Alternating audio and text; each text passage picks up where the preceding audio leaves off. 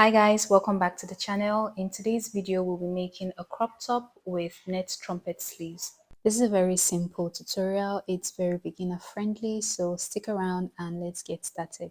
So for this tutorial, I'll be working with a combination of Ankara and net fabric. I have 1 yard of this Ankara fabric that I'll be using for the main bodies of the crop top and 1 yard of the net fabric to create the trumpet sleeves. So I've gone ahead to fold my fabric twice. So I folded once and folded it again, and that end is the folded end while this end is the open end. So this folded end will be serving as my center front and center back. For the main bodies, I'm going to be working directly on the fabric, but you can choose to use a pattern paper. And I'm starting by coming down from the top of my fabric by 1 inch. So I came down by 1 inch and marked that point across. Now I'm going to square it out with my ruler, and that line will become my shoulder line. And from this line, I'll be taking the rest of my measurements, starting with my bust point at 11 inches. So go ahead and mark your bust point from the shoulder line. I'm marking mine across, then I'll go in with my ruler to square that point out, and that line will become my bust line. Now the next measurement I'll be taking is the full length of this crop top. So I decided to go with 20 inches plus 1 inch for hemming allowance, making it 21. And I'm going with 20 inches because I'm busty, but if you're on the smaller side, you can go with 18 or 19 inches. So from the shoulder line, I came down by 21 inches, which is my full length plus hemming allowance. I'm just going in with my ruler to square that point across. Okay, so now that I have my horizontal lines, it's time to work on the neckline and shoulder slope. I'll begin with the front neckline, and for the neck width, I'm going with 4 inches. Usually I'll go with 3, but this top has no zipper and I need it to pass through. I'm also going with 4 inches for the neck depth, but you can choose to do 3.5. This is a personal preference. I just want a deeper neckline at the front. So now that I've marked my front neckline, which is a 4x4, I'm just going in with my French curve to connect the 2 points together. Next, I'll be working on the back neckline, which is a bit shallower than the front. So for the back neck depth, I'll be using 1.5 inches. So from the shoulder line, I'll be coming down by 1.5 inches along the folded end. And again, I'll be going in with my French curve to connect that point to meet the neck width.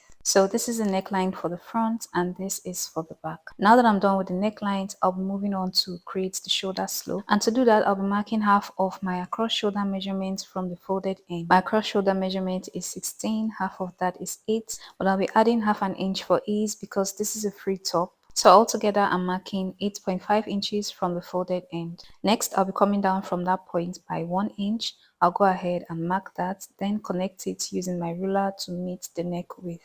So this right here is my shoulder slope. Next, I'll be moving on to create the armholes for the front and back. So I'm coming up from the bust line by 2 inches. I'll mark that point across, square it out with my ruler, and that line will become my upper chest line. Now I'll be connecting the shoulder slope to meet the upper chest line. So I'll go on to mark the same distance I have for the shoulder slope on the upper chest line. This is just to make sure the line is straight, and when I'm done with that, I'll go on to connect the 2 points using my ruler. Next, I'll be marking a quarter of my bust circumference along the upper chest line. So a quarter of my bust circumference is 10 inches. I'll go on to mark 10 inches from the folded end. And after that, I'll be finding the midpoint of this vertical line. I'll go on to mark that and then connect that point to meet the point I marked on the upper chest line using my French curve. And that curve right there is the back armhole. Now for the front armhole, I'll be coming in from the midpoint of that vertical line by 3/4 of an inch. Then I'll go on to connect that point to the upper chest line and the shoulder slope. So I'm placing my French curve to touch these 3 points, then I'll go on to connect them, and that's the front armhole. So the first curve is for the back while this is for the front. Okay, so now that I'm done with all that, I'll be adding my side seam allowance, and I'm going with 2.5 inches, 1.5 inch for ease because this crop top is a free top, and then 1 inch for sewing allowance. And I'll be transferring the exact measurement I have here on the upper chest line to the hemline. So when I measured, I had a total of 12.5 inches, so I'm going to be marking the 12.5 inches on the hemline. And finally, I'll be connecting the point on the hemline to the point on the upper chest line. And that's it for the main bodies of this crop top. When cutting, I'll be cutting out the back piece first and then move on to the front piece. But before that, I'll be adding half an inch along the shoulder slope that I'll use for joining. Once I'm done with that, I'll go on to cut following the back piece first. So I cut along the back armhole and the back neckline. Then I'll go on to remove the inner piece before cutting along the front neckline and the front armhole. And that's it for the main bodies of the crop top. I have two pieces, one for the front and one for the back. Now I'll be moving on to work on the sleeves for this top, and I'll be drafting on a pattern paper. So first I'm coming down from the top of my pattern paper by 1/2 inch, and that will be my start point. I'll go ahead and connect the points together and then label it. So I'll be taking all my measurements from this point. And the first measurement I'm taking is my bicep point, which is 4.5 inches. So from that start line, I'm coming down by 4.5 inches. I'll go on to connect the points together, and that line will be my bicep line. The next measurement I'll be marking is my elbow point. So from the start line, I'm coming down by 13 inches. So just measure from your shoulder to your elbow and mark that point downwards. I'll go ahead to connect the points together, and that line will become my elbow line. After that, I'll be taking the full length of my sleeve, and for that, I'll be going with 23 inches. Usually, I use between 24 to 26 inches depending on how long I want the sleeve to be. But because I'll be adding Ankara to the hem of the sleeve, I'll be marking 23 inches plus 1/2 inch for joining. I'll go ahead to square that point out and mark that as my full length. Now I'll be going back to the start line, and I'll be coming in by 4 inches. And I'm going to mark the midpoint of the distance between the start line and the bicep line. Remember, it was 4.5, so I'm just going to be marking half of that. And then on the bicep line, I'll be marking half of my bicep measurements. So your bicep circumference divided by 2 is what you're marking here. And at this point, I'm supposed to add my allowance, but I forgot, even though I corrected it later. So go ahead and do that. And then we're going to connect the bicep line through that midpoint to meet the start line. And for that, we'll be using the French curve. So first, we're going to connect the start line to the midpoint, and then we're going to flip it over and connect the rest to the bicep line.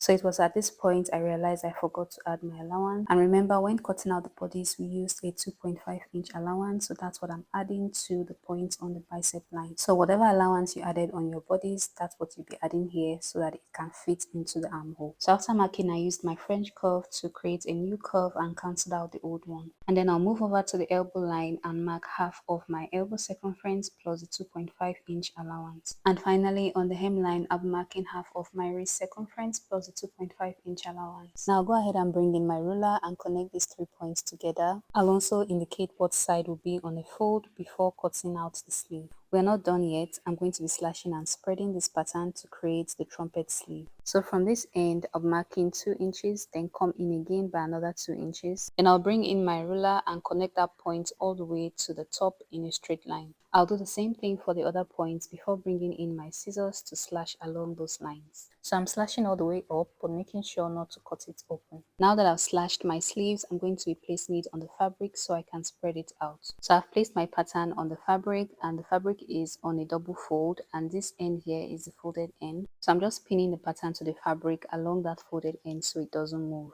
And then I'll go on to start spreading. So you can spread the fabric as wide as you want. It depends on how much fabric you have and how full you want the sleeve to be. But for me, I'll be spreading by 4 inches. So I'm just marking 4 inches, and then I'm going to pin the pattern down at that point. And from there, I'll be marking another 4 inches and pin it down again. So that's it. I'm done spreading this pattern. I'll go ahead and cut around this. So I'm just cutting following the new shape. And when I'm done, I'll take out the pins, remove the pattern, and here's what we have. So I have 2 pieces here, one for each arm. And like I said earlier, I'll be attaching Ankara fabric to the hem of the sleeve. So I'll go ahead and measure the length of the hem. And remember, this is on a fold, so whatever measurement I have here, I'll be multiplying by 2. And when I measured, I had 13.5 inches, so I'm going to be cutting out the band using this length. So here's my Ankara fabric. It's also on a fold and it measures 4 by 14. The extra inch is just to give room for stretch, and it's much better if it's longer than when it's shorter. So I have 2 pieces of this, and I'll be attaching one to each sleeve. So I'm done cutting out the pieces for the sleeves. Now we're moving back to the main bodies. So first I'll be cutting out the facing that I'll use to turn the neck. This is for the back piece, and I'm just aligning the folded ends together. Then I'll cut following the shape of the neckline. And when I'm done with that, I'll do the same for the front piece as well.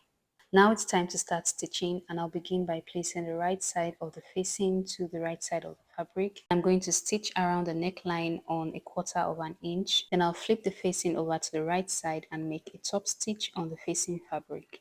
I'll do the same to the front piece as well. I'll place the right side of the facing to the right side of the main fabric, stitch around the neckline, flip it over and make a top stitch on the facing fabric. So after doing that, here's what we have. This is the front piece. See how nice and neatly finished that neckline is. Now I'm going to be bringing in the back piece and placing it on the front piece, right sides facing each other. I'm going to open up the shoulder slope like this. I'll go ahead and pin it down and run a straight stitch from one end to another using a 1/2 inch sewing allowance. And I'll do the same for the other side as well. So after stitching, this is what we have. I've turned this over to the right side. Now I'll go ahead to work on the sleeve so I can attach it to the armhole. So these are the pieces for the sleeve. I'll go ahead and open the Ankara piece. I'm going to fold it in two, making sure the right side is facing up. Then I'll fold it in again on either side. I'll go ahead and give this a good press and do the same for the other piece as well.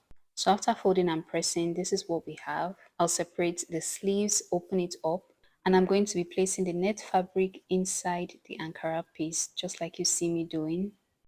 You can go ahead to pin this down all the way to the end so it makes it easier when sewing. So I'm going to take this over to the machine and run a straight stitch on the Ankara fabric from one end to another. And I'll do the same for the other side as well.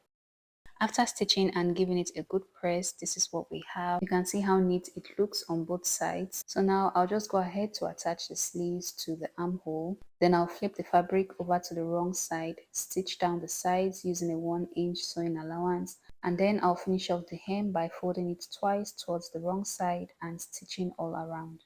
So right now I'm attaching the sleeves to the armhole, and when doing this you have to be patient because net fabric is very delicate. After attaching the sleeves, I'll go ahead and sew down the sides using a 1 inch sewing allowance, then finish off the hemline, and here's the final look.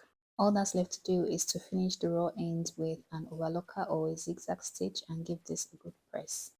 So here's how it looks on me. I'm very happy with how it turned out. I hope you guys get to try it out because I absolutely love everything about the top, the length of the sleeves, the length of the top, and the size as well. Also, this top is very versatile. I plan to wear it with a skirt but decided to try it out with jeans and it looks nice as well. And yeah, we've come to the end of the video. Thank you so much for watching. Don't forget to leave a like and subscribe to the channel if you haven't already. And if you have any questions, let me know in the comment section below and I'll see you in my next video.